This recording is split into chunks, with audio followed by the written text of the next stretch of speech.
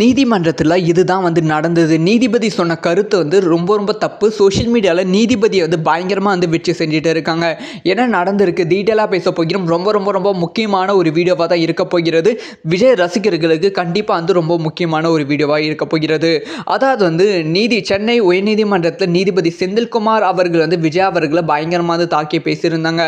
அதில் அவர் சொன்ன வார்த்தை என்ன அப்படின்னு பார்த்தீங்கன்னா விஜய் அவர்கள் சொன்ன டைமுக்கு வரல, சுக்கோட்டத்தை வழிநடத்த தெரியல, ஸோ அவர் ஒரு தலைவரே கிடையாது, தலைவர் பண்பே விஜய் அவர்களுக்கு கிடையாது அப்படிங்கிற அடுத்தடுத்த குற்றச்சாட்டு விஜய் அவர்கள் மீது அவங்க சொல்லியிருந்தாங்க.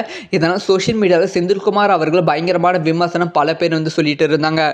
ஆனால் பல பேர் நீதிபதி சொன்னது கரெக்டாக அப்படி இப்படி நீதிபதிக்கு சாதகமாக பேசினாங்க. இந்த சமயத்தில் நீதிமன்றத்தில் நடந்த உண்மையான சம்பவம் வெளியாகியிருக்கு. அதாவது நீதிமன்றத்தில் தமிழக அரசு சார்பாக வழக்கறிஞர்கள் ஆஜராகியிருக்காங்க. ஆனால் தமிழக வெற்றி கழகம் சார்பாக எந்த வழக்கறிஞரும் ஆஜராகவில்லை அப்படின்னு சொல்லப்படுகிறது. அவங்களாம் மதுரை கிளையில் ஆஜரானதால் சென்னை உயர்நீதிமன்றத்தில் யாருமே ஆஜராகவில்லை அப்படின்னு சொல்லப்படுகிறது.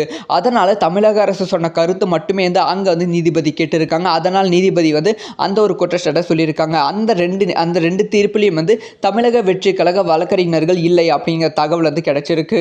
ஸோ இதனால் சோஷியல் மீடியாவில் தமிழக வெற்றி கழகத்தோட அவங்க சொல்கிற விஷயத்தை கேட்காம எப்படி நீங்கள் தீர்ப்பு சொல்ல முடியும் அப்படிங்கிற விஷயத்தை பயங்கரமாக சொல்லிக்கொண்டு இருக்கிறார்கள்.